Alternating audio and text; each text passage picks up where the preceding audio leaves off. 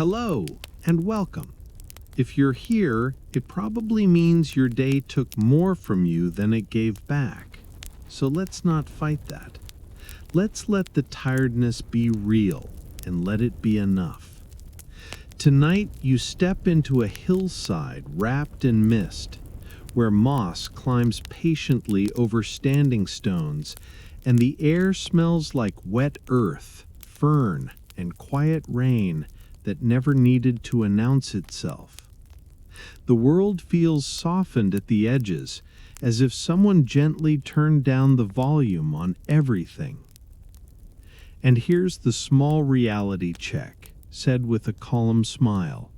You probably won't survive this, meaning you won't survive staying awake. This place is built to unhook you from the day, one slow breath at a time. So, before you get comfortable, take a moment to like the video and subscribe, but only if you genuinely enjoy what I do here. Drop your location and let me know how your day has really been, your worries, your exhaustion, or even a tiny joy that made you smile. I'm here to truly listen and offer the most sincere, heartfelt advice I can. Now turn off the lights, take a deep, slow breath, let your tiredness melt away, and gently close your eyes. Let's drift together into tonight's dreamlike lands, and tomorrow morning, if you still remember, send me a message and tell me what you dreamed. You arrive as if the land has been expecting you. Your boots press into springy ground, grass stitched with heather and soaked peat, soft enough to swallow sound. The night is cool but kind, and the mist hangs low around your legs like a slow-moving veil. Ahead, the standing stones rise from the hill in a rough ring, each one tilted in its own stubborn way, their faces dark with rain and time, their bases padded with moss that looks like old velvet. Lichen freckles the rock in pale, quiet patterns, and every surface holds a thin sheen of dew.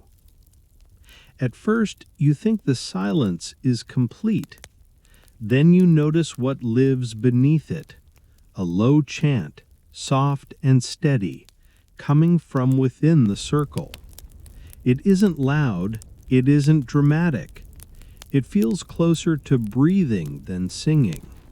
Long tones that lift, settle, and stretch into pauses that give your thoughts nowhere to run.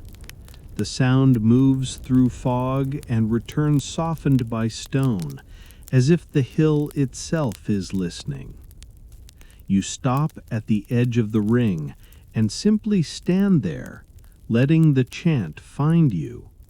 The ground inside looks darker, packed by careful footsteps, and you sense an invisible boundary that isn't meant to exclude you, only to ask you to enter gently. You let your shoulders drop. You let your hands rest low. You let your breath slow until it begins to match the rhythm you are hearing. A warm lantern glow drifts along the perimeter to your left, low and calm, like turmeric light in mist. Someone stands there, not blocking you, not summoning you, just present, steady, making space. The circle does not demand attention, it offers it. And without any rush, you step over the boundary and feel the night settle around you, softly, respectfully, like a blanket smoothed across a restless mind. You don't force yourself into the middle of anything. You simply find a place where you're not in the way, and you stand there as if standing can be a kind of listening. The chanting continues, long notes that feel like warm breath in cold air. Yet the most surprising part is what happens inside your chest. Your own rhythm begins to unclasp. The tones aren't complicated. They're not trying to impress you with technique. They rise, hover, and fall, with pauses that feel intentional, like commas placed by someone who knows exactly how your mind tends to run ahead. The gaps between sounds are just as important as the sounds themselves, and your attention starts to rest in those gaps, the way a tired animal finally lies down. You notice the bodies around you, not as mysterious figures, but as people doing something familiar, repeating a practice they've repeated 1,000 times, trusting it the way you trust a routine when you're too exhausted to think. Shoulders remain loose, feet stay planted. No one fidgets the way an audience does when it's bored. This isn't performance, it's maintenance. You begin to catch the pattern, a long tone, then 2 shorter ones, a pause, a long tone again, slightly lower as if answering the first, another pause that isn't empty, more like the whole circle inhales at once. Even the fog seems to wait, drifting slower for a moment before it slides again. Without meaning to, you align your breathing to it, in through the nose during the long note, out through parted lips when it tapers.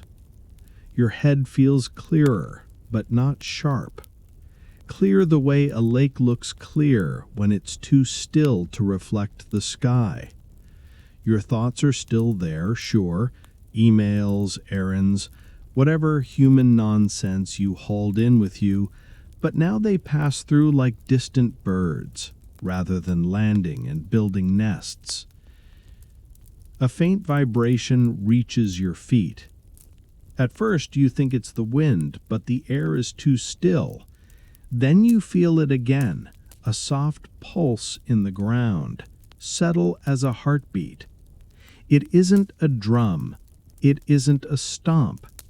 It's the collective weight shift of bodies, timed together. The circle moves, barely, in a shared sway, minute forward, minute back, like reeds in a pond responding to a current you can't see. Your body wants to join, not because anyone tells you to, but because humans are built to sync up. You allow the smallest movement, a gentle shift in your stance, a tiny rocking that follows the pulse. It's almost comical the way something so slight can make you feel so included. You're not doing a ritual, you're just not resisting. The lantern bearers on the perimeter, those steady watchers, take slow steps around the outer edge. The glow moves like a small sun caught in fog, never flashing, never startling. Each time it passes, the moss on the stones briefly shines with wet gold, then fades back into shadow. You realize the light isn't meant to illuminate everything. It's meant to remind you that you're safe enough to keep your eyes soft. You start noticing how the chant changes when the lantern moves, not in melody, but in texture.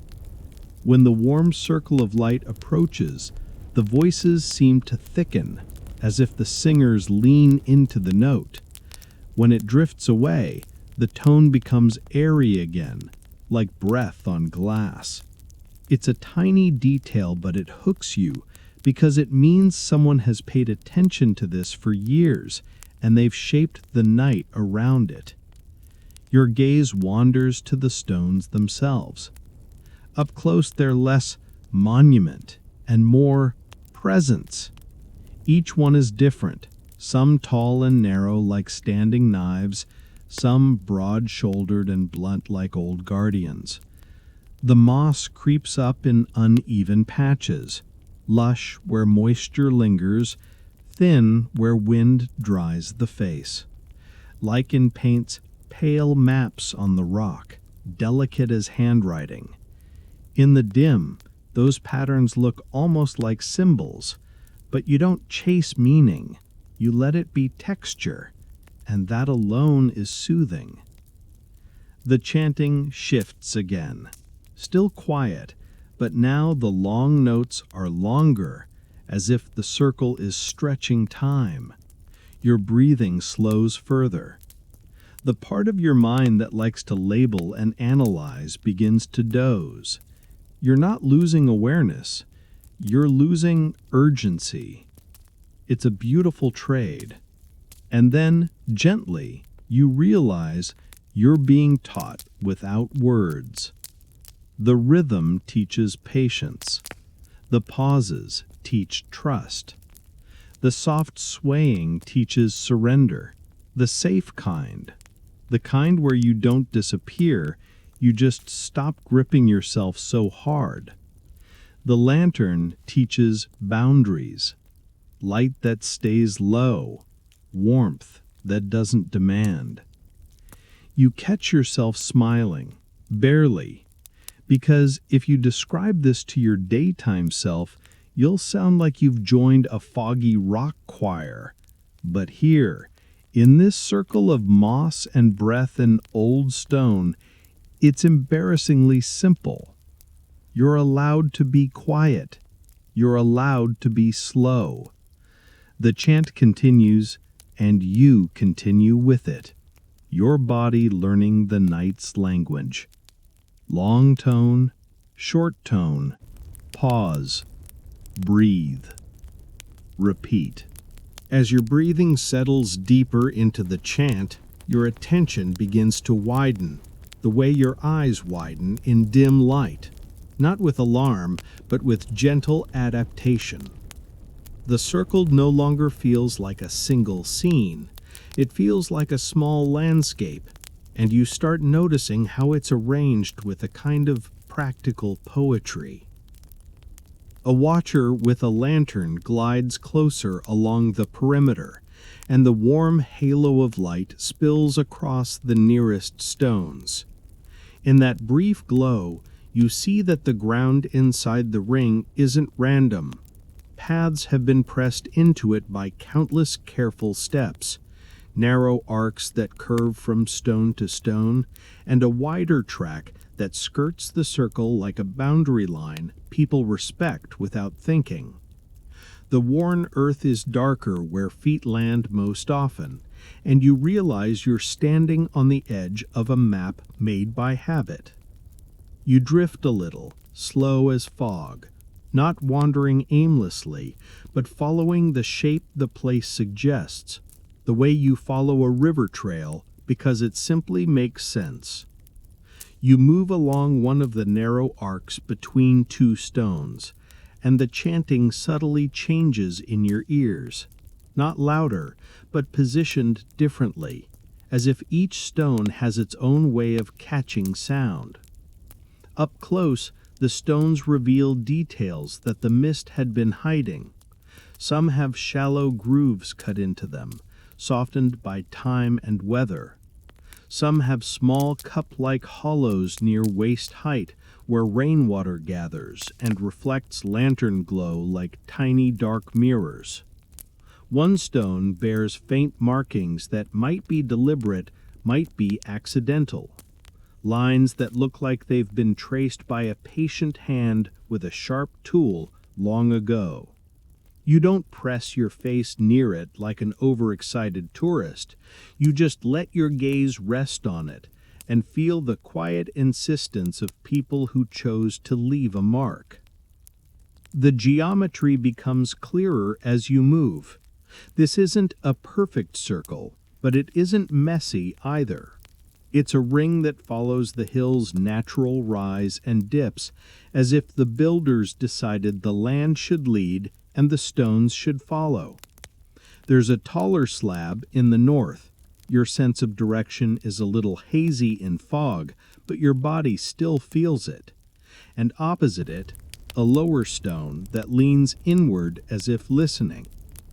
Between them, the rest of the ring forms uneven pairs, some close together like shoulders touching, others spaced wider apart like breaths. The chanting continues, long, calm tones, but now you notice it's not the only rhythm.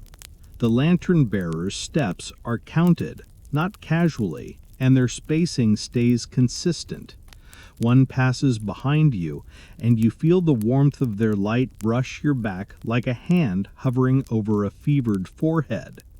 Another is farther away, turning the opposite direction. They move like hands on a clock face, slow enough that you don't notice until you do, and then you can't unsee it. This is when it hits you.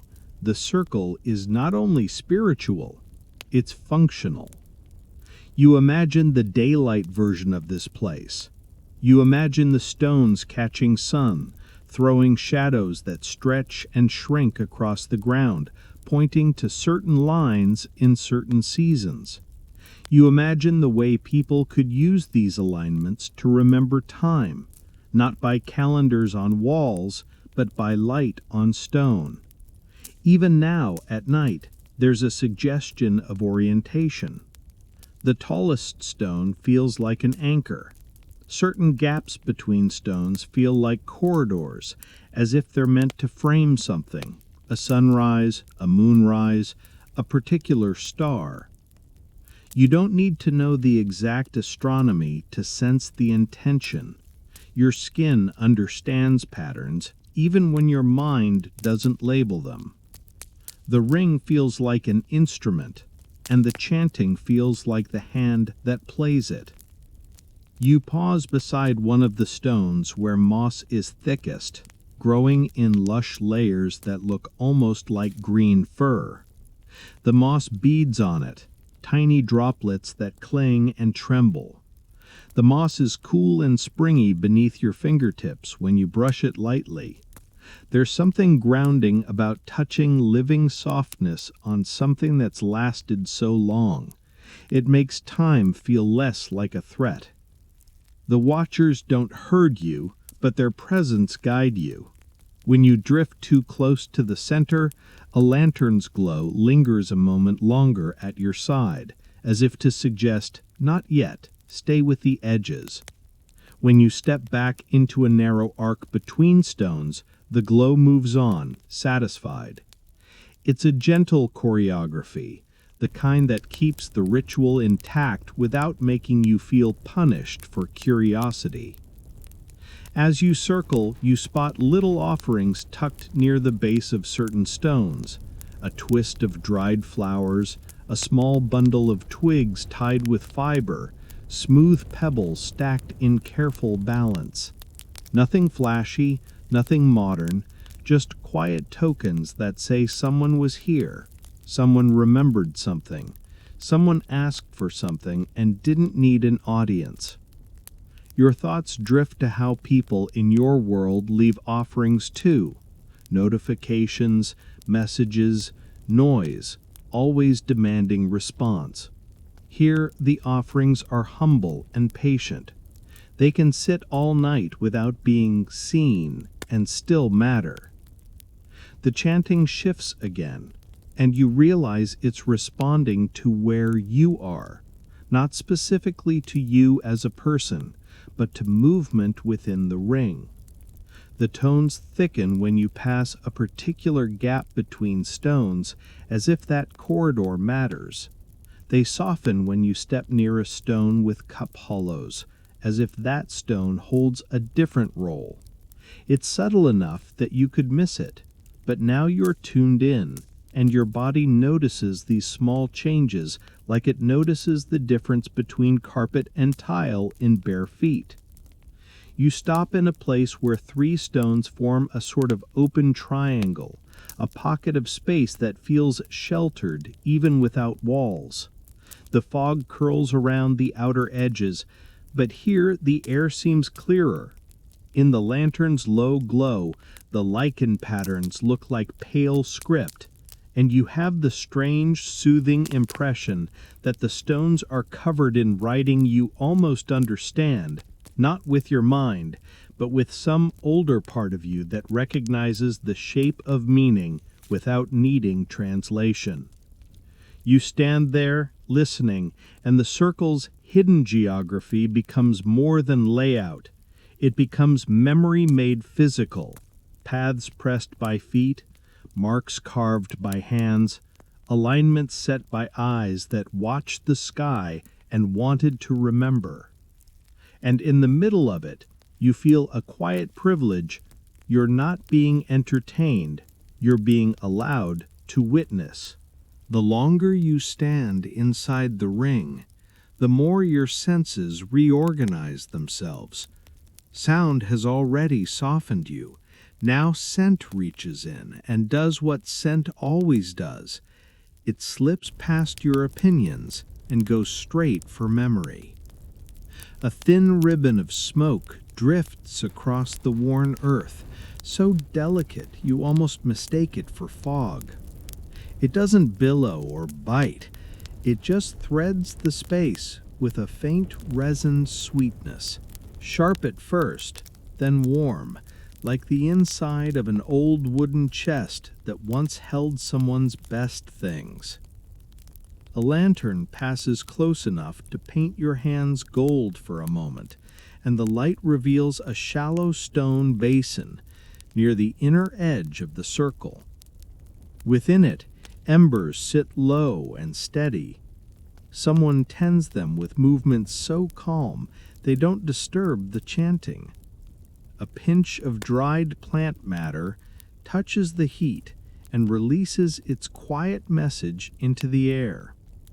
You recognize heather when it warms, not because you're an expert, but because the scent is the hill itself, sweet, earthy, and clean. Then comes something brighter, like crushed needles, juniper maybe, or a shaving of pine resin. It sharpens the air the way cold water sharpens your face, and your thoughts tighten into a soft clarity. Another scent follows, green and slightly bitter, the kind that makes your tongue feel awake. Mugwort carries that reputation of thresholds and dreams, and even if you don't know the name, your body recognizes the intention. This isn't perfume, this is practical. It's the olfactory equivalent of sweeping the floor before you invite someone in. The smoke isn't allowed to wander. It's coaxed low along the ground, then lifted so it brushes ankles and hems, then let rise toward the stones where it clings to moss, making the green darken and gleam. You watch it curl around lichen, disappear into a shallow groove, and spill out again as if the rock briefly exhales.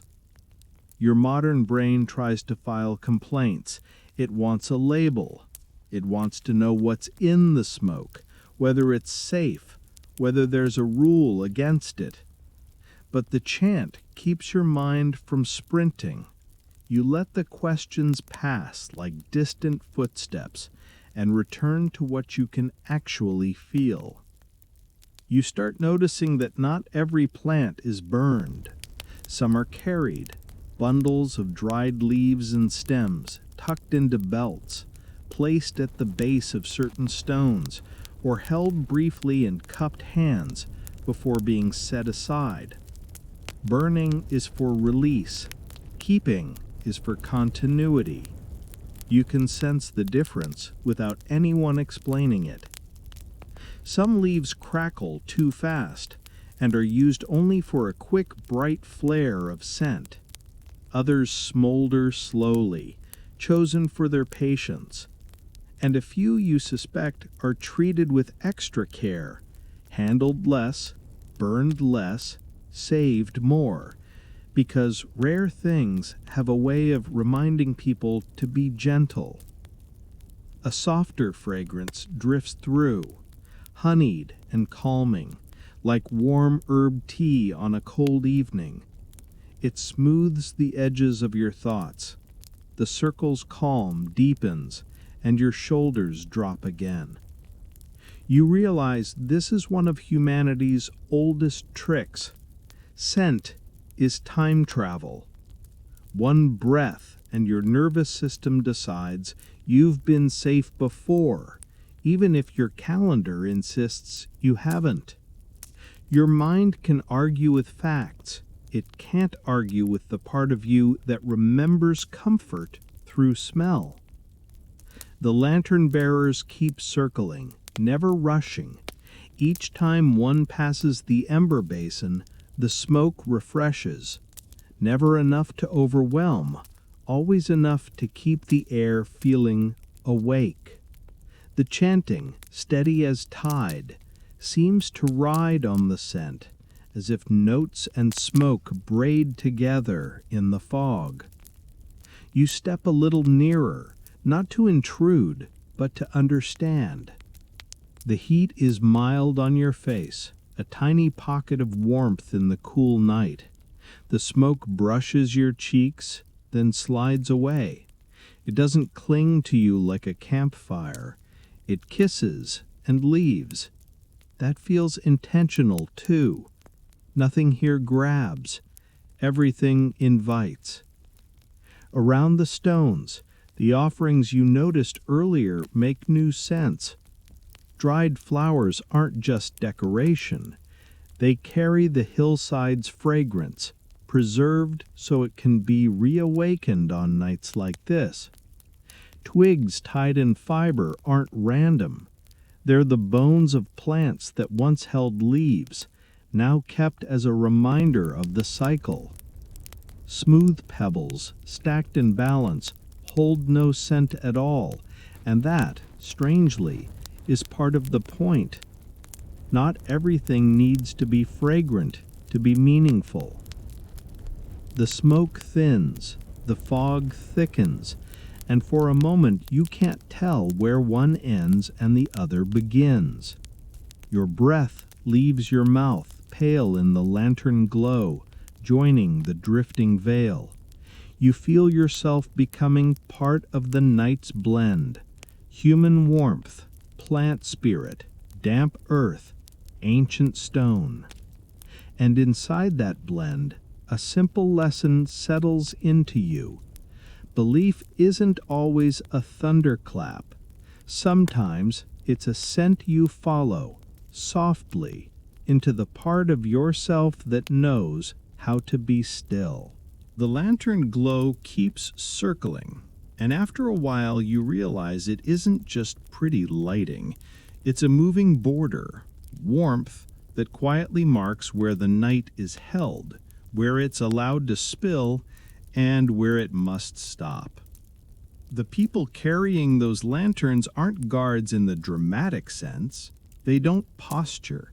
They look like locals who know exactly how fog can toy with a tired mind, and they'd rather you stay gently oriented than heroically lost. One of them passes near you again, close enough that the turmeric-colored light deepens the moss to velvet green and turns the lichen pale as ash. In that brief glow, you catch details. A cloak hem darkened with dew, a simple cord at the waist, hands steady around the lantern's handle. The motion is practiced, slow steps, brief pause, shift of weight, then on, its own rhythm beside the chant. You don't get waved in, you don't get shooed out. Instead, the lantern bearer angles their path so they pass beside you rather than behind you, which is such a small courtesy that it almost makes you laugh. In daytime life, people bump into you and act like you're furniture. Here, someone rearranges their whole orbit so you don't startle. Calm is treated like a fragile thing. You drift with them for a few steps along the perimeter, still not talking, because the chant is a living thread and nobody wants to snag it with chatter. Walking in silence beside a stranger can feel awkward, but this silence has structure. It's shared attention. You keep your eyes on the worn track. You let the lantern's warmth be a gentle hand at your side. As you match their pace, you notice the perimeter is watched in layers. One lantern moves clockwise, another counterclockwise. A third lingers near the ember basin, keeping the smoke mild and low, never thick enough to overwhelm. Beyond them, farther into the heather, you sense additional shapes, people standing just outside the ring's influence, silhouettes softened by mist. They aren't there to scare anyone, they're there to witness, to be the quiet edge of the community. The custom reveals itself through repetition. The lantern-bearer's gaze lifts to each stone in turn. Tall anchor, leaning listener, close pairs, wide gaps. Their attention is functional, almost tender, as if checking on elders. You realize they're looking for changes, a new offering placed where it doesn't belong, a pebble stack knocked loose by an animal, a patch of moss scraped away by an impatient hand. You follow that gaze and your own eyes become more careful. You spot a bundle of twigs tied with damp, dark fiber at the base of one slab. You see a cup hollow holding rainwater like black glass. The lantern skims it, and for a second you catch your own face blurred there, as if the circle is asking you to look without judging. Another lantern-bearer glides past, and there's a moment of recognition between them. Eye contact, a micro-nod, nothing more. But it tells you everything. They are counting, checking, confirming. The chant continues behind you, long tones braided with pauses, and you understand that the watchers are part of the ritual even without singing. Their walking is an unspoken line of music. A soft gust moves through. Fog shifts, and the world rearranges itself the way fog always does. 1 second you can see 3 stones, the next you can see 1. If you were alone, your brain might do its favorite trick and invent danger out of shadow. But the lantern keeps moving. The warmth keeps returning. The perimeter keeps being held. Your nervous system takes the hint and stays quiet. You realize the locals are welcoming you by not making you special. They don't interrupt the chant to acknowledge you. They don't perform friendliness. They simply fold you into the perimeter's rhythm, as if visitors are an ordinary part of the night. It's almost insulting in the best way. Your ego doesn't get fed, your tiredness does. You pass a gap between stones that feels like a corridor. The air there is cooler, sharper. The smoke doesn't linger, it gets pulled through as if the stones are breathing. The lantern-bearer slows, letting the light hover a moment, then continues, as if marking a point on an invisible grid. You store it away without trying to decode it. Somewhere above the fog, an owl calls once, low, distant, unimpressed. The chant doesn't react. The watchers don't react. The night stays steady.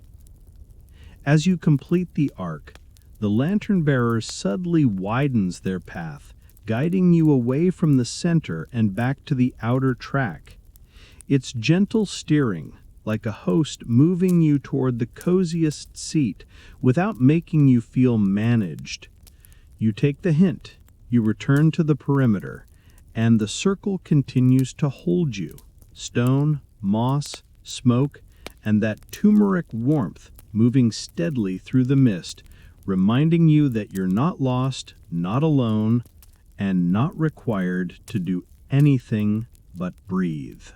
The chant has been carrying you like a slow river for so long that you almost forget your body is a body. Then, quietly, your stomach reminds you that you are still a human animal with very ordinary needs. It's such an unromantic interruption that it feels funny, like your insides have no respect for ancient stone and sacred rhythm. The locals do. They anticipate it. As the lanterns complete another round, the movement on the perimeter shifts. Not abruptly, nothing here is abrupt, but with the subtle coordination of people who have done this 100 nights and can read each other through fog. A watcher pauses near one of the stones with a cup hollow, and in that shallow basin you now see something new. Not rainwater, but a dark, simple drink pooled like night itself. You don't lunge toward it, you just notice. The lantern glow warms the surface, and the liquid catches it with a dull shine.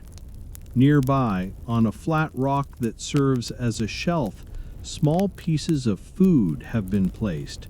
Dense bread, perhaps, or oat cakes, and a handful of berries that look almost black in the mist. Nothing is arranged like a banquet. It's more like someone set out comfort the way you set out a blanket, practical, quiet, meant to be shared without fuss. The chant continues, but it thins slightly, not in strength, but in texture, like the circle has made space for another layer of ritual. People shift their weight and turn, each movement slow enough that it feels like part of the same music. No one gestures dramatically, no one announces the moment. The food simply becomes available, the way moonlight becomes available when clouds part. You edge closer along the worn arc, guided by the lantern's warm pocket. A figure near the stone shelf adjusts the placement of the bread, ensuring it's within easy reach of the outer curve rather than deep in the circle. It's a small kindness that keeps the center undisturbed. You understand the unspoken rule. Take only what fits the mood.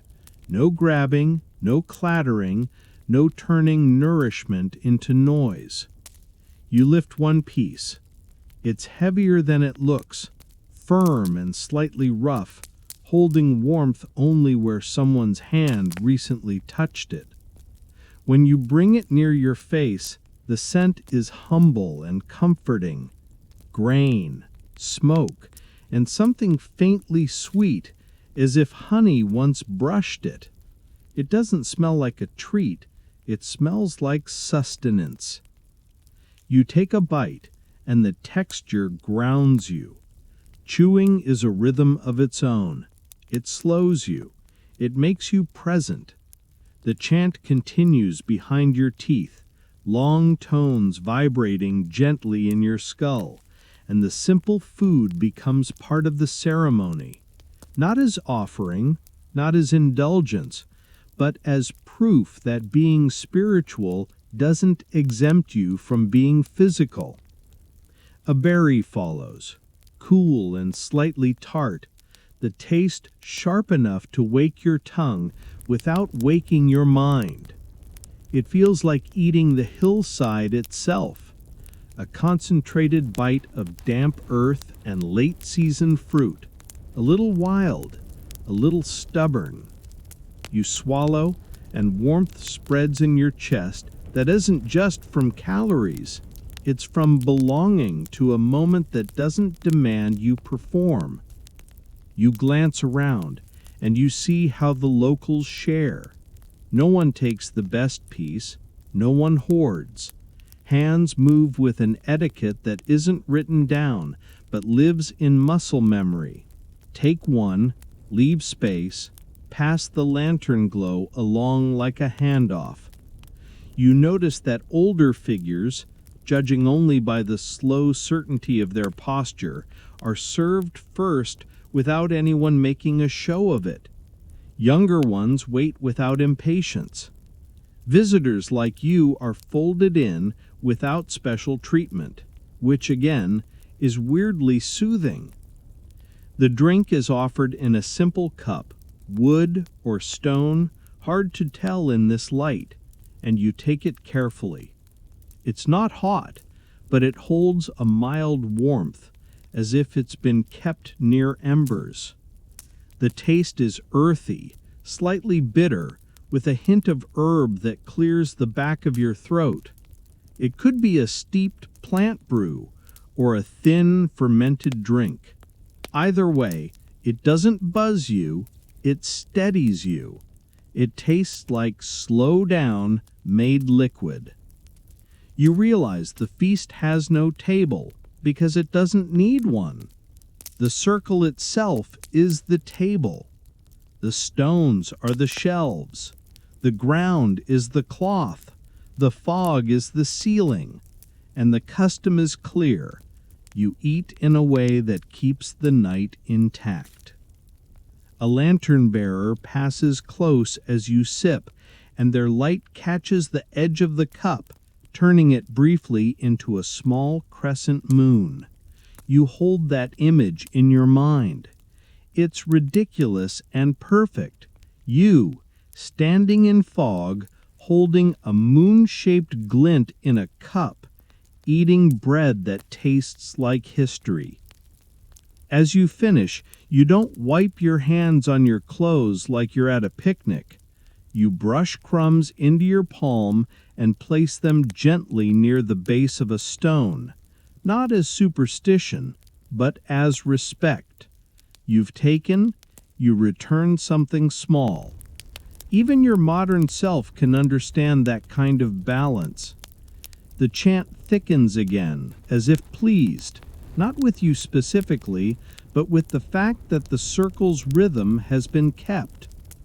You step back to the perimeter, stomach quieter now, body calmer, and you find yourself thinking with sleepy surprise that this is what hospitality can look like. A feast without a table, shared without words, held together by care.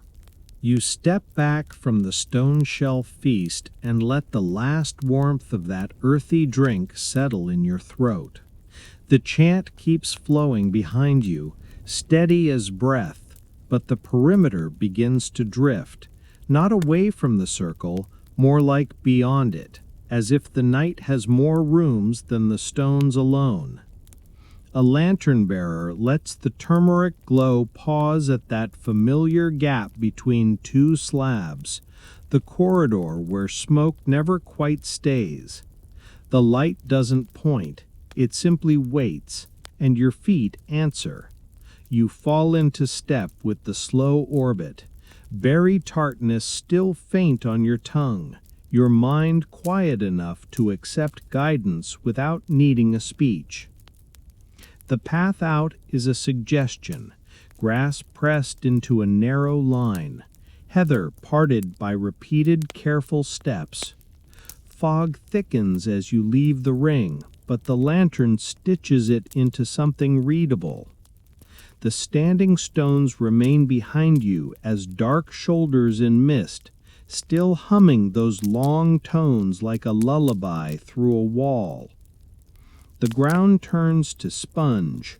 Peat gives a little, then springs back. Water hides everywhere, pretending to be soil. Your modern instinct tries to dramatize it because that's what it does. You keep to the worn line anyway. Fear is the loud voice that wants you to rush. Common sense is the quiet habit that keeps your boots dry. Ahead, you hear water before you see it, a constant slip over stone, like silk rubbed between fingers. The fog parts in brief breaths, and the stream shows itself, narrow, dark, quick, with banks that glisten. It doesn't roar, it murmurs, yet it has that calm authority water always has. It has been here longer than your deadlines. Lantern light ripples across the surface, and for a moment the stream looks like moving metal. Reeds along the edge turn pale and delicate. You spot small loops of woven rushes tied to low branches, damp and darkened by mist, and a few pebble stacks set back from the water where the ground is firm. They read like quiet punctuation, marks left by people who weren't trying to be seen, only trying to remember. The group slows and spreads slightly, keeping the space open the way they kept the circle open. The chant is distant now, a soft backbone. Here the stream becomes the music. You crouch near the edge because your body knows to lower itself around water to make your movements less sudden. The bank is slick. Your boot tests the ground before committing weight. Not fear, respect. Reverence, you realize, is just respect with time in it. Careful attention that doesn't need applause. You dip your fingers into the stream. The cold is immediate and clean, almost startling, and then soothing. It clears the last smoky sweetness from your skin. Droplets cling to your knuckles and shine in lantern glow, tiny beads of light, like that moon glint in the cup earlier, only now it moves with the current. On the far side, a boundary line emerges from the fog, a curve of small stones half sunk into peat, some crowned with moss. It looks ordinary until you notice how deliberate it is. A marker, not for ownership, but for behavior. A reminder that not every space is meant to be entered, and not every curiosity deserves your feet. Your thoughts briefly wake and try to turn the boundary into a challenge because your brain loves a what if.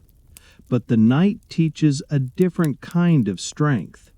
Here, bravery isn't stepping over the line to prove you can. Bravery is staying where you're meant to stand, even when nobody is watching. A watcher pauses near the curve and lifts the lantern slightly, just enough to show the stones clearly, then lowers it again. The gesture is so small you almost miss it, but your nervous system hears it anyway. Notice where you are.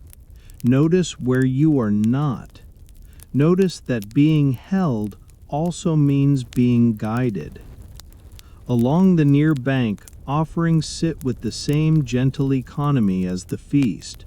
A twist of dried herb, a berry set on flat rock, a bundle of twigs tied with fiber. Nothing flashy. The kind of gifts you leave when you're not trying to buy a miracle, only to say, I am here, I am grateful, I will try. You copy what you've watched all night, small, quiet balance.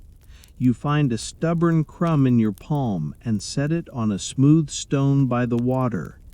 It feels almost silly, like feeding the stream, and yet something in you settles, as if you've acknowledged the boundary and thanked the path for keeping you safe. The lantern bearers begin to move again, never jerking the night awake. You rise and follow, damp fingers cooling against your own skin, carrying the stream's calm with you. Behind you, the standing stones continue their soft humming. Ahead, the fog thickens once more, patient, waiting, like a doorway you can only pass through if you keep walking slowly, carefully, and with the kind of reverence that looks a lot like good sense.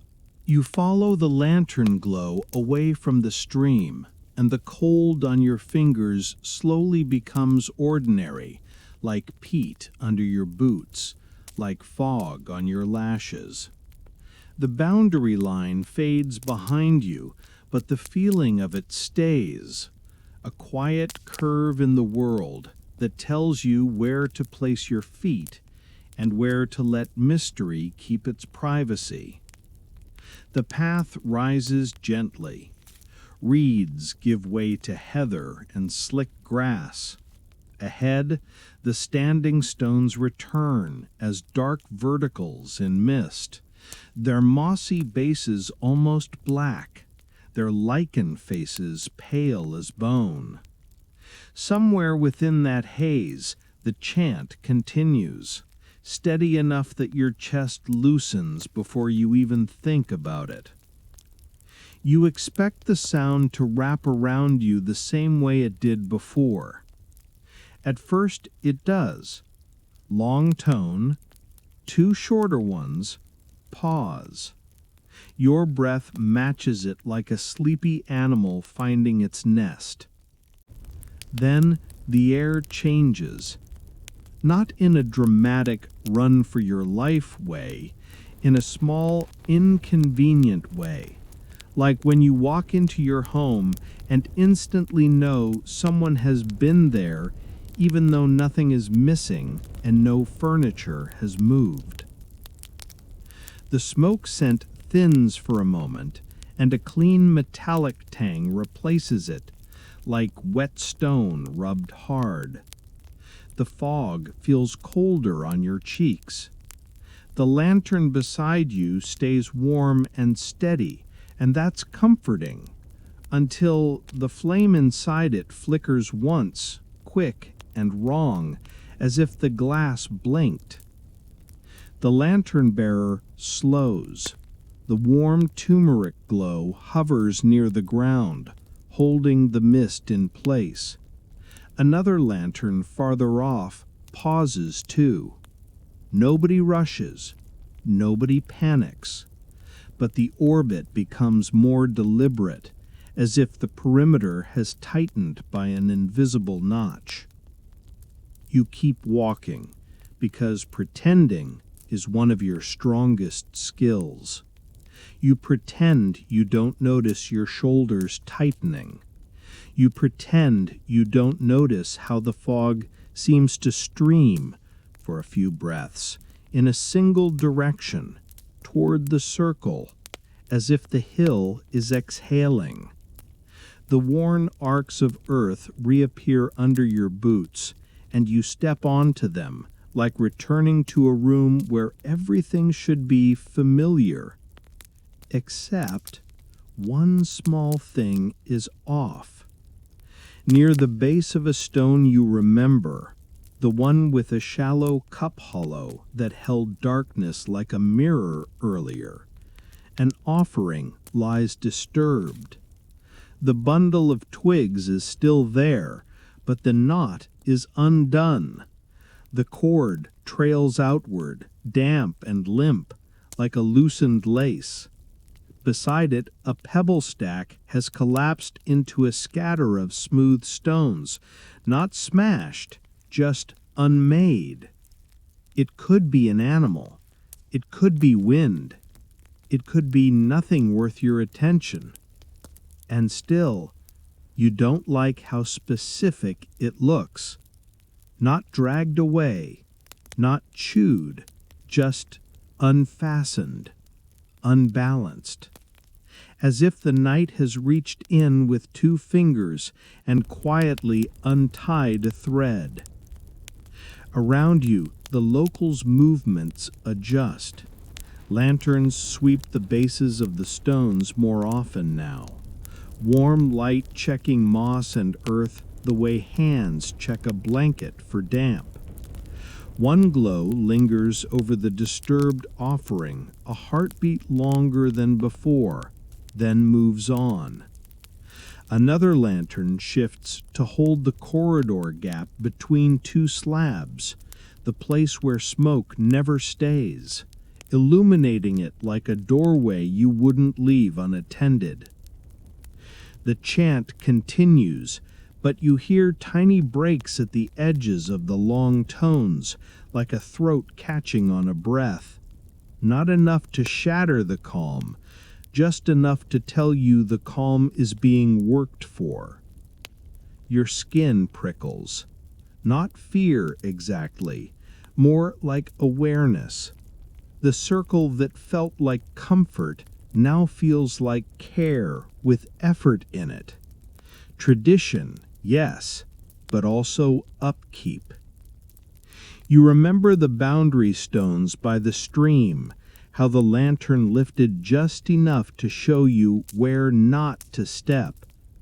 You feel a small private gratitude that you didn't treat any of this like a novelty, that you moved slowly, that you left your crumb offering without making a show of it, because something in the air says the rules aren't decorative. A thin wisp of smoke crawls along the ground toward the center, then stalls as if meeting an invisible wall. Fog swirls briefly around the tallest stone, your northern anchor, then slides away. And for one heartbeat-long moment, the chant seems to sink into the rock instead of returning to you, as if the stones are drinking sound. You pretend you didn't notice that either. But your body does. Your breath catches, then you soften it back into the rhythm. You stand where the worn earth tells you to stand. You keep your hands low. You let the lantern warmth touch your wrists like reassurance. The locals keep circling. The chant keeps flowing. The night remains mostly gentle. And yet it has placed a small, quiet question in the fog, one you can feel the way you feel weather changing before the sky admits it. The circle is still holding, but it's beginning to test its grip. You stay in your place on the worn earth, because the ground itself has been politely instructing you all night, and it feels wiser to listen to dirt than to ego. The lantern glow continues its slow orbit, turmeric warm against the fog, but the way it moves now is subtly different, less like a calm clock, more like a careful stitch trying to keep fabric from unraveling. The chanting keeps going, yes, long tone, two shorter ones, pause. Your breath tries to match it. But the pauses begin to stretch in places they didn't stretch before, as if the circle hesitates mid-inhale. At first it's almost comforting, like a lullaby getting slower, the way you like it when you're about to fall asleep. Then you notice the little irregularities. A long note arrives a fraction late. Another ends a fraction early. The sound doesn't shatter. It simply thins, as if someone gently pulls threads from a woven cloth and expects you not to notice. The smoke scent shifts too. Not gone, just less held.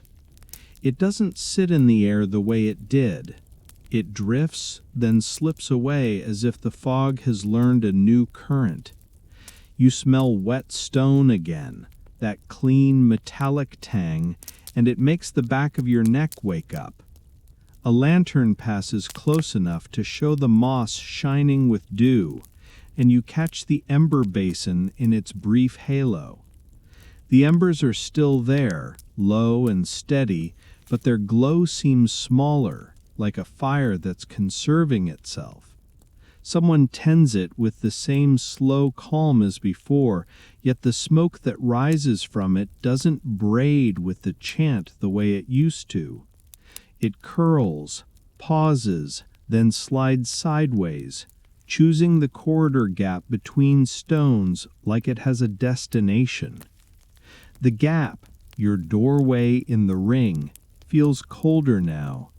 The air there is sharper, and the fog moves through it with extra purpose, as if the stones are channeling something.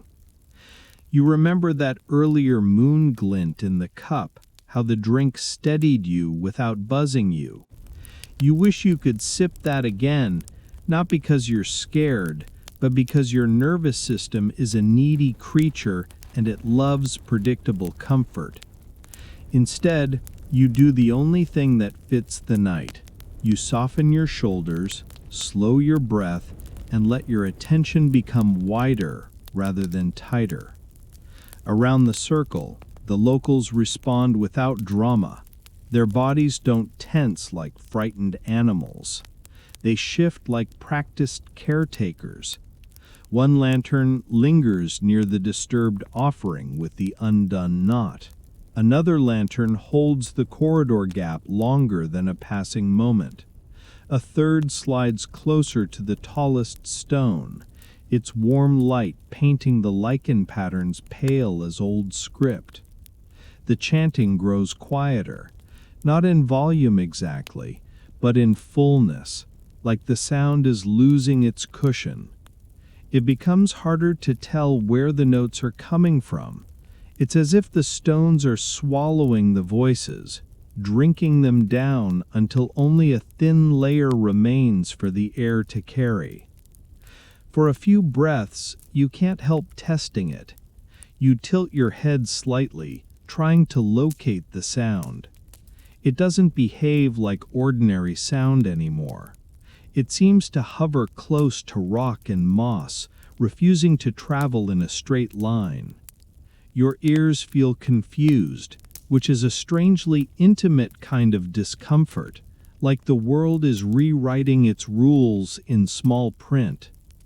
The fog thickens, then thins, then thickens again, pulsing around the stones like a slow tide.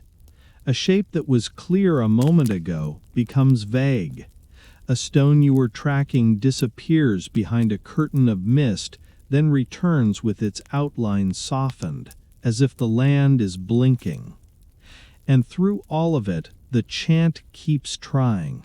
The long tones remain patient and calm, but you sense the effort underneath now, like a person holding a door shut against a draft. The community is not performing peace, they are making it.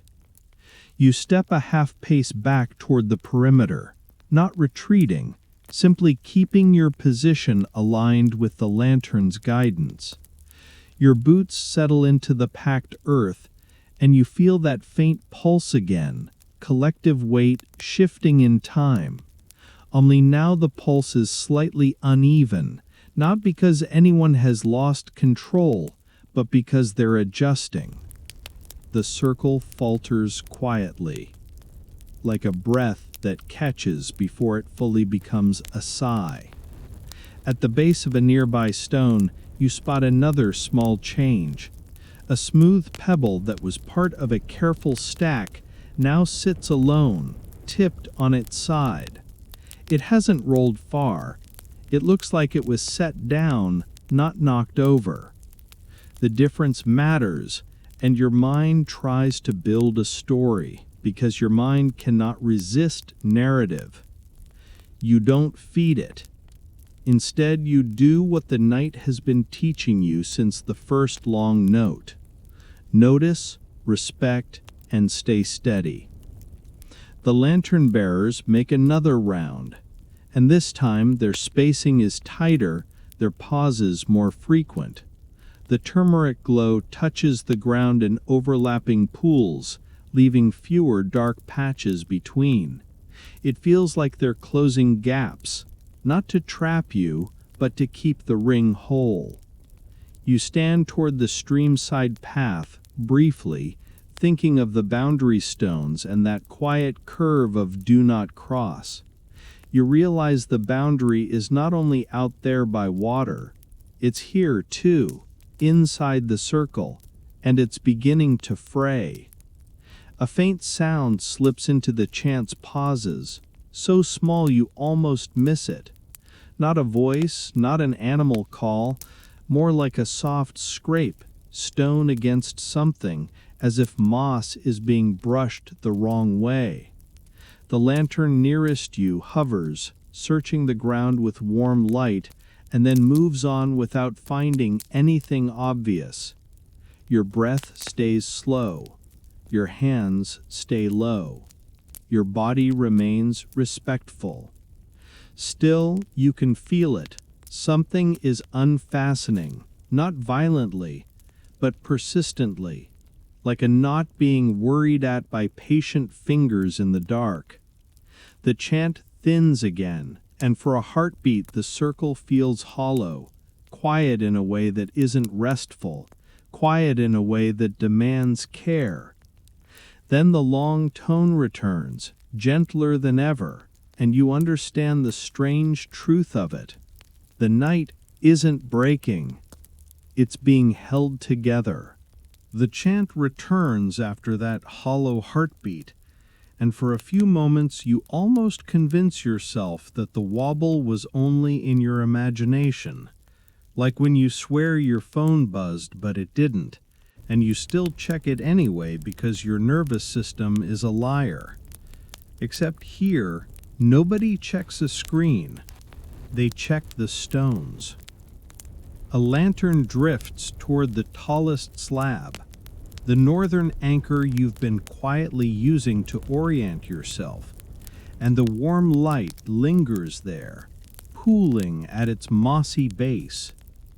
Another lantern comes in from the opposite side, closing the distance between their glows until the ground is washed in overlapping turmeric warmth. In that doubled light, you see something that makes your stomach drop in the most polite way possible. A shallow niche at the foot of the anchor stone sits empty. It isn't dramatic, no gaping hole, no shattered offering. Just a space in the moss where something small, smooth, and carefully placed used to rest. You know it used to be there because your eyes have been hungry for details all night. You remember a rounded object, half tucked into moss, darker than the lichen around it, as if it belonged to the stone but also didn't. Now it's gone. The chant continues, but the long notes lose a fraction of their steadiness again, like a hammock rope creaking. The fog threads through the corridor gap with that same purposeful pull. The undone knot near the cup hollow seems less like coincidence and more like a hint someone left behind with quiet fingers. A lantern bearer steps closer to you, not close enough to invade, just close enough that their light brushes your boots and warms your ankles. You feel the gentle authority in that warmth. The globe pauses, then shifts, slowly, deliberately, toward the empty niche, as if inviting your attention to land there. You follow it, and you move in the same careful way you've been moving all night. Slow steps, soft weight, no clatter. You stop beside the anchor stone and look down into the moss. The empty space looks almost tender, like a small bed someone has gotten up from in the dark. In the light, you notice the moss is slightly pressed, and the lichen on the stone above it is faintly smudged, as if something was lifted away rather than knocked loose. There's no sign of an animal, no torn fibers, no frantic mess, just absence. A second lantern tilts toward you, then away, then toward the corridor gap again. The same gap the smoke has been choosing tonight, the same gap that feels colder now. The light doesn't point like a finger. It suggests like a breath, a path, a direction. an invitation to be useful. You realize, with sleepy irony, that you've spent half your life trying not to be involved, and now you're standing in a misty stone circle being drafted into community maintenance by the world's gentlest silent committee. You could refuse. You could step back. You could pretend you didn't understand. But the way the locals hold themselves makes it clear. This isn't a panic. It's a task. One of them approaches the stone shelf where the simple bread and berries were. They don't bring more food. Instead, they lift a woven reed basket from the ground, something you hadn't noticed earlier because it blended into the darkness like everything else here. The basket is small, hand-sized, damp at the edges, and it carries the faint scent of dried herbs and peat. The basket is placed on a flat rock near you, within easy reach, as if it has always belonged there. Inside, you see a few practical things: a twist of dried plant bundled tight, a strip of cord, and a pinch of pale powder or ash wrapped in leaf. The kind of supplies that say, if something unfastens, you fasten it again. A lantern hovers over the basket, warm light, quiet emphasis. Then the lantern shifts outward, toward the path that leads away from the stones, toward the streamside direction, the peatland where ground turns sponge and fog gets mischievous. You stand there, letting it settle in your bones. They want you to go. Not because you're special, because you're available. The chanters are holding the center, keeping the long notes flowing, feeding steadiness back into the stones. The watchers are holding the perimeter, keeping warmth and orientation in the fog. You are the one person who isn't singing and isn't orbiting. You're the spare hand. And maybe this thought lands with surprising softness. Your careful behavior has been noticed. You didn't stomp, you didn't grab, you didn't turn their night into your story. You left a crumb at a stone base without performing gratitude. You respected boundaries by the stream. You let the chant teach your breath instead of fighting it. So the night trusts you with a small job. Your fingers close around the basket handle, and the reed digs lightly into your palm. The sensation is grounding, as if the task has weight you can carry. The dried herb bundle releases a faint bitter green scent when you shift it, and it clears your head without waking you fully. The lantern bearer nearest you begins walking slowly toward the corridor gap. Another lantern takes position behind, keeping the path lit in overlapping pools so you won't step wrong. The chant continues, thinner than before, but still intact, like a thread being held between careful hands. You take one last glance at the empty niche at the anchor stone's base. You don't dramatize it. You don't invent monsters. You don't decide the stones are angry. You simply accept the plain human truth that keeps the whole night from tipping into fear. Something important has been misplaced, and the calmest people you've ever met are asking you, silently, warmly, to help put it back where it belongs. You step toward the corridor gap, basket in hand, lantern warmth at your side, and the mist parts just enough to let you pass. You pass through the corridor gap between stones, and the air turns cooler and sharper, as if the hill keeps certain breaths reserved for certain places. Behind you, the chant continues, faint but steady enough to feel like a hand on your back. Ahead, fog thickens into a soft wall, and the lanterns do what lanterns do best. They turn unknown into walkable. The woven reed basket swings from your fingers. It has the honest weight of a task you can actually finish. Inside, the dried herb bundle shifts and releases a bitter green scent that clears your head without waking it. The path isn't a path in the proud sense. It's a suggestion made by feet. Flattened heather, darker soil, half-buried stones that appear only when lantern light slides across them. You step into that warmth as if it's instruction. One boot, then the other. Weight slow, breath slower. The ground turns sponge. Peat gives and returns. Water lives just beneath it, patient and cold. Your boots make small, soft sounds. Lift, press, release. That would feel silly anywhere else.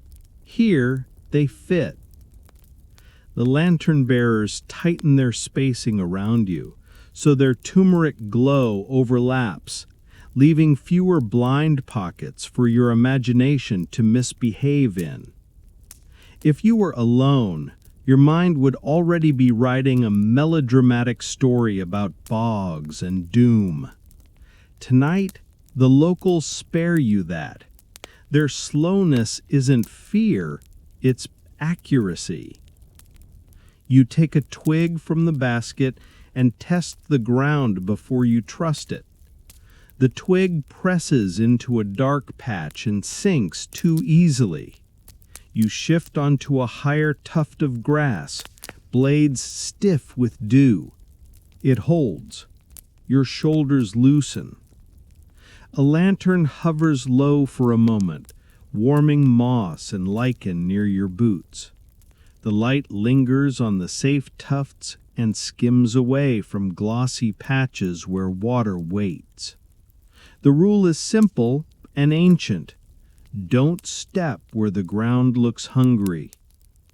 Fog curls along the land, pooling in dips, thinning on ridges, closing behind you as if erasing your footprints on purpose. The night stays private. You start noticing the locals' quiet signage, a loop of fiber on a branch, a small heap of pebbles like an arrow, a bundle of twigs set on a stone where it won't wash away. Navigation without conquest. The lanterns lead you toward a stretch of peat that looks darker, almost slick. The air smells faintly metallic, wet stone rubbed clean.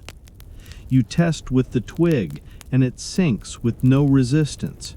Your body tightens, pure animal caution. You stop. In the lantern glow, you see the trap.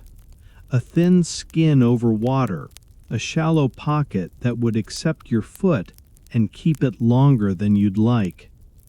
No one needs to warn you.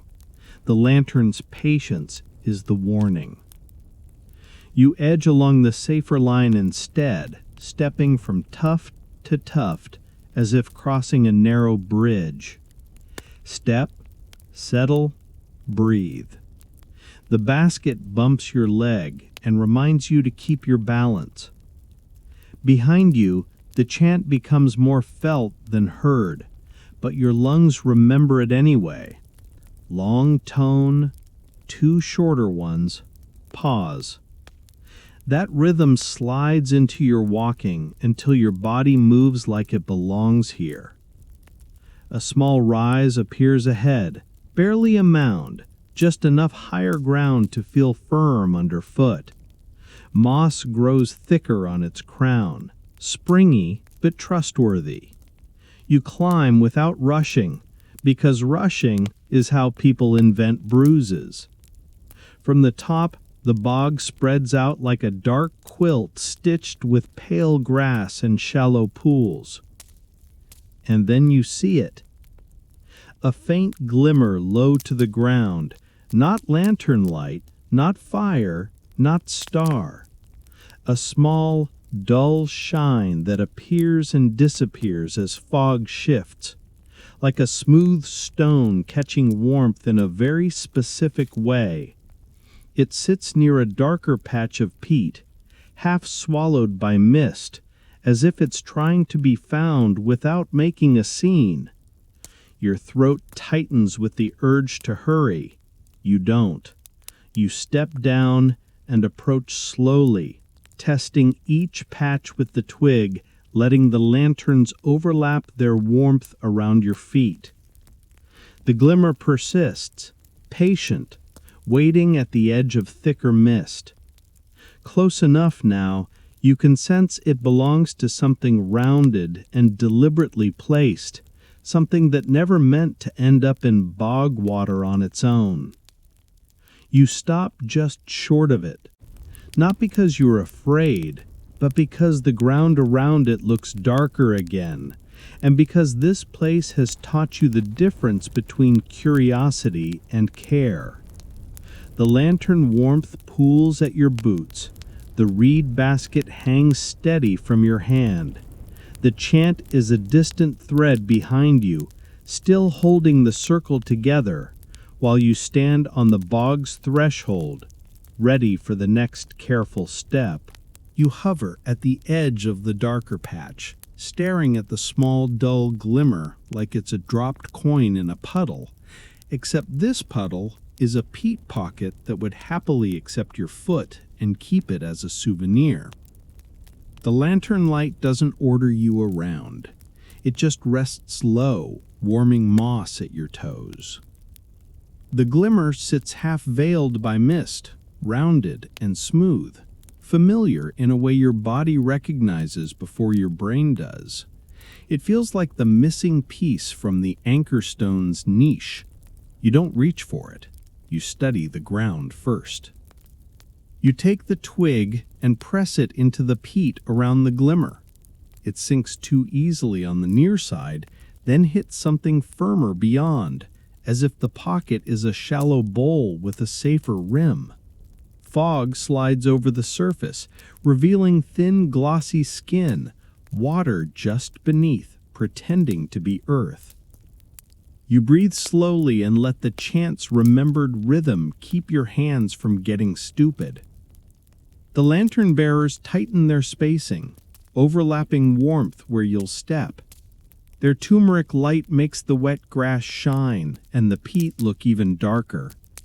In that steady glow, your thoughts stay quiet.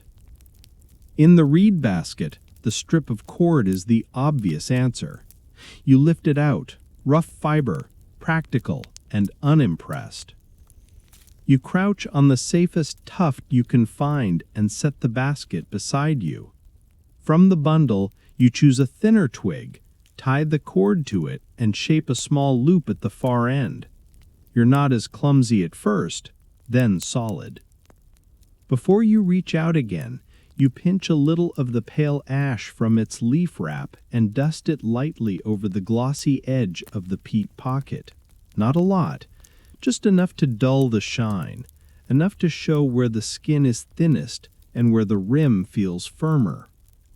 The ash settles like faint frost, and suddenly the safe line becomes visible in lantern light.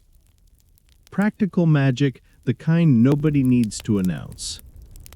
You extend the twig and loop toward the glimmer, careful not to lean too far. Fog thickens, thins. You lower the loop onto smooth stone and it slips off. You lift, reset, lower again, patient as the night. The loop finally catches under a slight ridge, and a quiet resistance answers your hand. You pause. You breathe. You don't yank. You draw the cord back millimeter by millimeter, letting the object skim across the peat slick surface instead of breaking through it. The glimmer moves closer, and that clean, wet stone scent sharpens as if the pocket exhales what it has been holding. Then, the stone reaches the safer moss, and lantern glow shows it clearly. A small, dark palm stone, polished by touch. Fine spirals run across it, shallow carvings softened by years of fingers. It looks like something meant to be held during long notes and long pauses. You slide it fully onto the moss and release the cord. And that's when the night shows its pressure point. The peat pocket behind the stone doesn't simply settle, it stirs. No splash, no drama, just a slow, wrong movement beneath the thin skin. A faint ripple runs outward and stops, as if the bog shifts its weight with deliberate patience. Your body wants to step back fast because bodies love panic. But the lanterns remain steady. The locals don't jerk. Their calm presses gently against your chest. Stay. Be careful. Don't feed your imagination. So you stay. You keep your eyes soft. You let your breath remain slow. You watch the ripple fade until the surface becomes ordinary again. Dark, quiet, glossy. The metallic tang eases, replaced by damp grass and distant smoke. Whatever shifted beneath becomes just water again, and you feel the simplest kind of courage, patience that refuses to hurry. You lift the palm stone with both hands. It's cool, heavier than it looks, slick with moisture. The carved spirals catch lantern light in thin, pale arcs. Holding it, you understand why the circle faltered. This isn't a trophy, it's an anchor. You set the stone into the reed basket, cushioning it with the dried herbs. The bitter green scent rises around it. The lantern bearers widen their spacing again, their warmth relaxing back into a gentle orbit. You stand carefully, test your footing once more, and begin the slow return across the tufted bog. Step to tuft. Pause. Breathe. Like you did near the boundary stones by the stream, when you learn that respect can look exactly like good sense. With the ash-dulled rim still faintly visible behind you, the dark pocket seems less like a threat and more like a reminder. The land always has its own rules. As you walk, the chant grows a little clearer through the fog, not louder, just steadier, as if it recognizes the weight you're carrying back. The basket swings lightly at your side, and the night lets you pass, one careful footfall at a time, toward the warmth of stones that are waiting to be whole again. You return across the bog the way you crossed it, tuft to tuft, breath slow, shoulders loose, mind quiet enough to notice what matters. The reed basket swings gently, and each time it bumps your leg, you feel the palm stone inside. Cool weight, steady promise. The lanterns keep their overlapping turmeric pools around your feet, never rushing you, never letting darkness turn into a prank. Fog folds behind you like a curtain closing. Ahead, the standing stones rise again, darker and more solid than the bog's shifting skin. The chant grows clearer as you approach, like a thread you can finally see again after feeling it in your fingers. Long tone, two shorter ones. Pause. This time, the pause doesn't feel like hesitation. It feels like a held breath that knows what it's waiting for. You pass through the corridor gap, and the air changes instantly, less metallic, more arable, more familiar. Smoke clings low again, thin and calm. The embers in the stone basin glow a shade warmer. Lantern light strokes the moss at the stone's bases with a careful tenderness, as if the circle is already preparing itself to receive what you've brought. You don't march in like a hero returning from questland. You enter like a person carrying a bowl of water through a crowded room. Slow, steady, respectful. A lantern bearer meets you near the anchor stone. Their glow low and warm, and the basket handle feels suddenly heavier in your hand. Not from strain, but from meaning. The chant continues, but now it seems to cradle the space rather than thin it. The long notes fill out again, gaining that soft cushion you missed. You kneel beside the anchor stone's base, where the niche waits in moss like a small cradle. In the lantern glow, you can see the pressed outline where the palm stone used to rest, a faint hollow shaped by years of return. The emptiness feels less ominous now, more like a place that simply wants to be used as intended.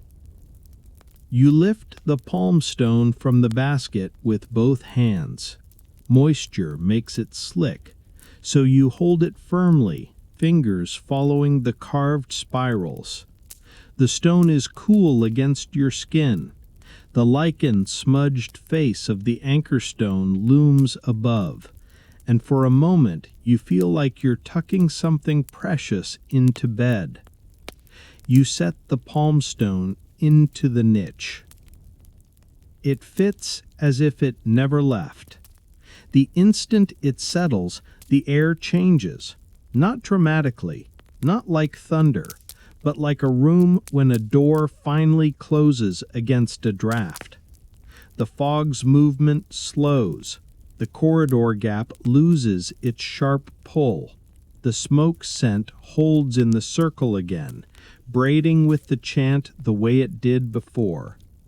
The embers seem to breathe brighter, and a warmth that isn't only lantern warmth spreads through the packed earth under your knees.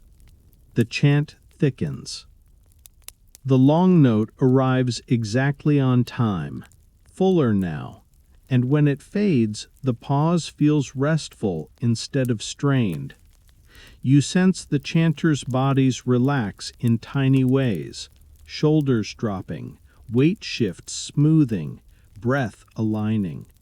The circle stops working so hard to be calm, it simply becomes calm again. But repair isn't finished with one placement. You've learned that tonight. The undone knot and the toppled pebble stack still sit where they were, quiet signs of a thread that slipped. So you stay low, letting the rhythm guide you as you reach for the strip of cord in the basket. You move to the disturbed offering near the cup hollow. The twigs are still bundled, but the cord trails outward like a loosened lace. You don't tie it with urgency. You tie it with patience. Your fingers follow the chant. Long tone, loop. Short tone, cross. Short tone, pull. Pause. Tighten gently.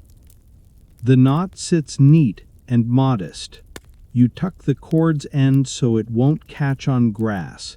You don't overcorrect. Overcorrecting is how humans turn small problems into big ones. Next, you gather the scattered smooth stones of the collapsed pebble stack. You rebuild it slowly, choosing stable bases, setting each pebble with care. The lantern glow warms your hands, and the stones feel cool and damp. You stack them not high, not dramatic, just balanced enough to hold, a simple tower of intention. When you finish, it stands quietly, as if it never fell. You glance around and notice other small repairs being done at the same time. A lantern bearer adjusts a dried flower twist at one stone's base. Someone smooths moss that was brushed the wrong way. Another person sets a pebble back in a line near the perimeter track. No one makes a show. No one scolds the night for fraying. They simply mend what needs mending. And in the center, the chant continues, now steady as tide. You return to the anchor stone and sit back on your heels. The palm stone rests in its niche, dark and calm, carved spirals catching faint lantern light. The fog no longer pulses with strange intention. It drifts naturally again, like weather rather than question. The metallic tang is gone, replaced by damp earth, herbs, and smoke that smells like an old lullaby. A soft relief spreads through you, not loud enough to make you grin, but deep enough to make your eyes feel heavier. You realized this was the lesson hidden inside the problem, that rituals aren't magic because they're mysterious. They're magic because people keep them alive through care, through repair, through attention, through humility. You came here to be held by calm. Tonight, you also helped hold it. You don't notice the night turning at first, because you're still wrapped in the circle's steady rhythm, still floating on those long tones like a leaf on slow water. Then the fog changes texture. It thins in soft tears that let a paler world show through. The lantern glow doesn't look weaker. Your eyes are just catching another light now, gray-blue and quiet, arriving the way a whisper arrives before a sentence. The chant continues, but it has relaxed. You can hear it in the way the notes land without strain, the way the pauses feel like rest instead of vigilance. The palm stone sits back in its moss cradle at the anchor stone's base, dark and satisfied, as if it has finally stopped listening for its own name. The reed basket rests near the perimeter, handle damp, herbs faintly perfuming the air whenever a passing foot stirs it. Even the ember smoke behaves again, holding low and gentle instead of slipping sideways toward the corridor gap. A lantern bearer completes a slow circuit, and the turmeric warmth washes over the rebuilt pebble stack. It stands, modest and steady, catching dew like tiny stars. The knot you retied sits neat against its twigs, no longer trailing like a loose thought. The circle feels mended not because the night forgave anything, but because people did what people do best when they're at their calmest. They maintained. The fog loosens further, and you see the hillside beyond the stones, heather and low waves, grass dark with moisture, the stream's line suggested by a dip where mist clings longer. Far off, a bird tests a single note, then goes quiet again, as if it also respects the mood. Your breath stays slow on its own now. You don't have to work at it. A closing custom begins without fanfare. A few figures drift toward the ember basin and settle it, reducing the glow with careful earth until the warmth becomes a deep red, then a quieter red, then almost nothing. A final curl of herb scent rises, sweet heather, bright resin, like the night exhaling one last time. No one rushes. No one tries to finish. They simply let the fire become what it's meant to be, contained, resting. Around the perimeter, Hands move in small, tidy gestures. A cup is turned over. An offering is nudged closer to stone so wind won't worry it. The reed basket is tucked into a sheltered pocket between slabs, handle facing outward like a promise. It's the same etiquette you saw with the bread and berries. Take what you need, return what you can, and don't make noise about being good. You shift your weight, and your knee reminds you that you're still a creature with joints. You rise slowly because the place has taught you that speed is rarely a virtue. The chant thins further, becoming something closer to humming carried on breath. It doesn't stop, it just blends into the morning, the way stream sound blends into wind. As dawn strengthens, the stones change from silhouettes into textured presences. Wet rock, moss, lichen, grooves softened by weather and touch. The pressed paths show themselves clearly now. Narrow arcs, boundary track, scuffed places where offerings belong. In daylight, the circle isn't less sacred. It's simply less theatrical. You can almost hear your daytime brain trying to make it ordinary, and you gently refuse. Ordinary is where most meaning lives.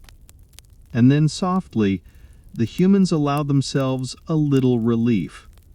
A lantern bearer passes the anchor stone and tilts the light just enough to make the palm stone spirals glint, as if offering a quiet thank you without breaking the mood.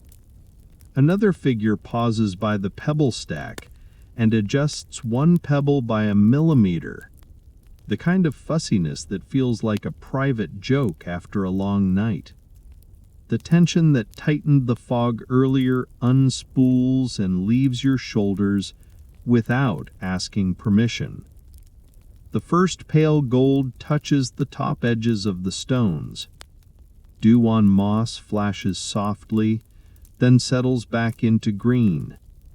Fog becomes translucent, then thinner still, and the hill looks kinder without changing its rules.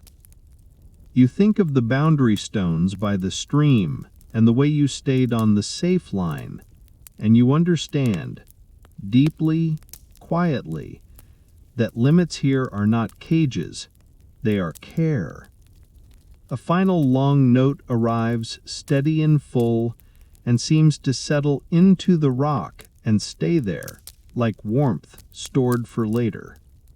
You feel a brief ache of farewell, an odd tenderness for a place that never tried to impress you. It simply held you, taught you, and let you help hold it back. You take one last slow breath inside the ring. Then you step on to the outer track and follow its curve away, letting dawn guide you out as gently as lanterns guided you in. You follow the outer track away from the ring, and it feels like leaving a warm room while the blanket still clings to your shoulders.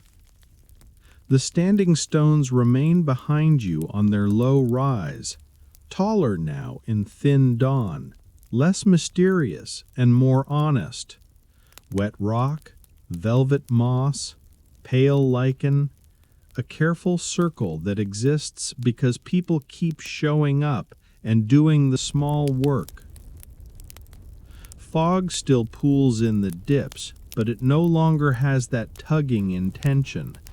It drifts where the land dips and thins where the hill breathes. Your boots find firmer ground, and you realize how much of the night was built on simple kindness. Lanterns kept low so your nervous system wouldn't invent monsters.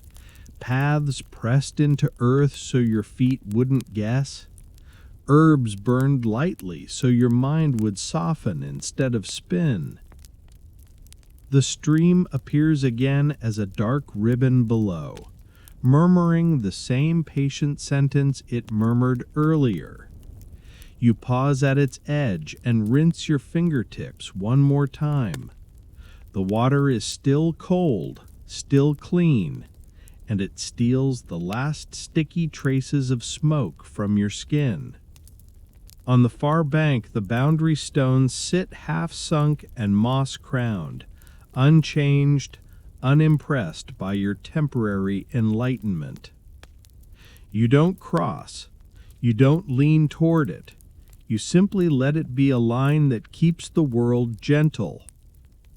When you turn back uphill, you catch the faintest echo of the chant behind you, now almost indistinguishable from wind in heather. It isn't gone. It is simply stopped demanding your full attention. It becomes part of the morning, like breath in a sleeping room. Near the rise, the locals linger at the mossy threshold where the worn path meets open grass. They move with the soft efficiency of people who have already tidied a night without making a mess of it. Lanterns are lowered and covered. The reed basket is tucked back into its sheltered pocket between slabs, handle turned outward for the next time someone needs a spare hand. The ember basin is quieted down to a warmth you can't see, only sense. You step nearer without entering the ring again. Your body knows the line now. In the pale light, you can make out the anchor stone's base, the niche dark with moss, and you feel a small satisfaction at the thought of the palm stone resting there again. Carved spirals pressed into green, finally still. The knot you retied is neat. The pebble stack stands modest and steady. Everything looks ordinary, which is how you know it's been cared for properly. Gratitude arrives without drama. It comes the way dawn came, quietly, stubbornly, in its own time.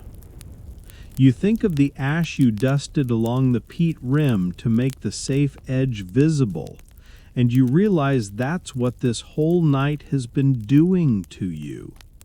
Making your own safe edge visible, showing you where to step, showing you where to pause, showing you that calm isn't a mood, it's maintenance.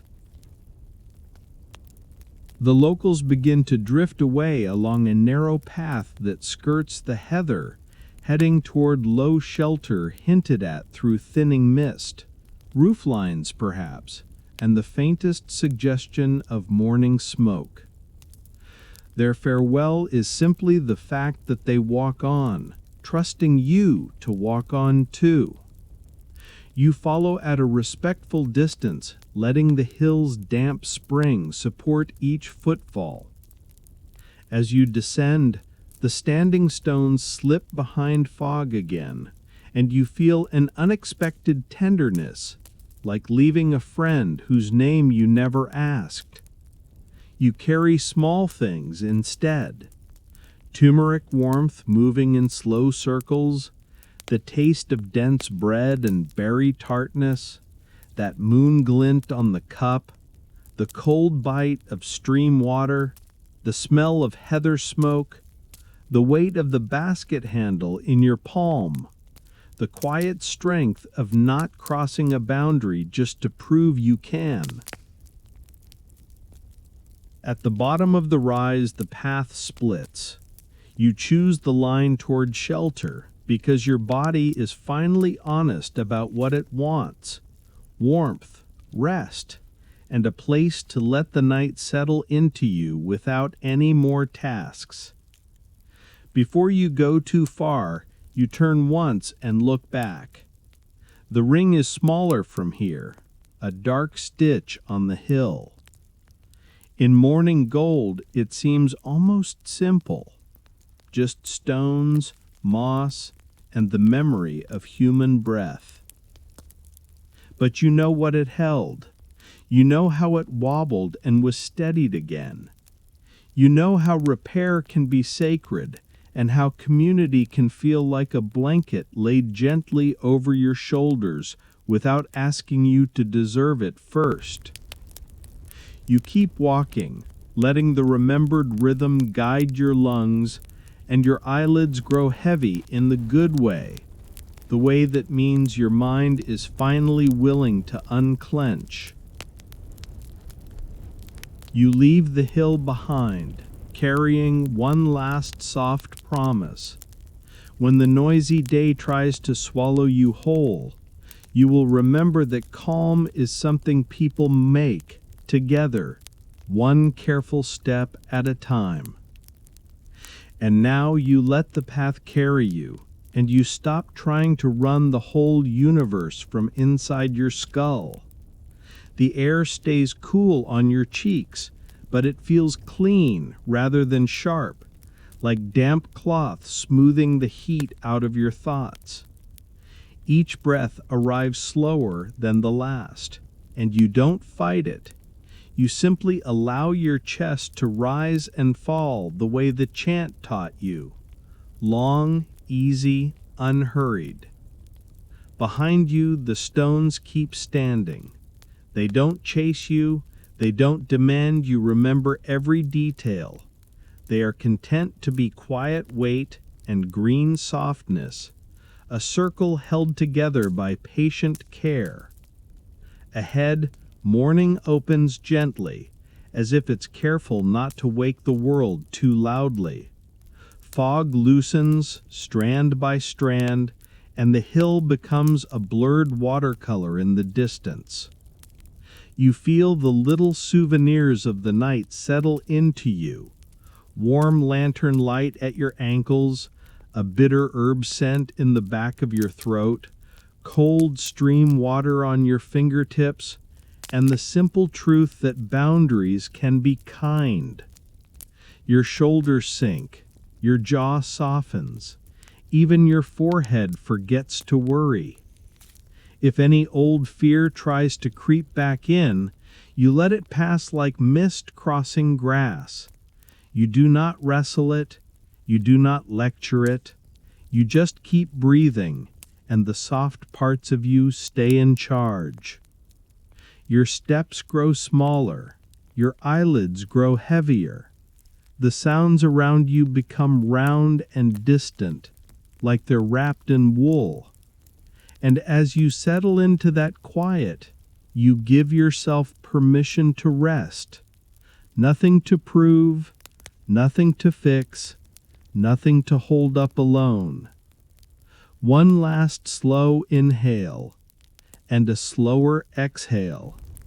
And then, in a tiny whisper inside your own mind, you let the night say goodbye for you. End of story. Sweet dreams.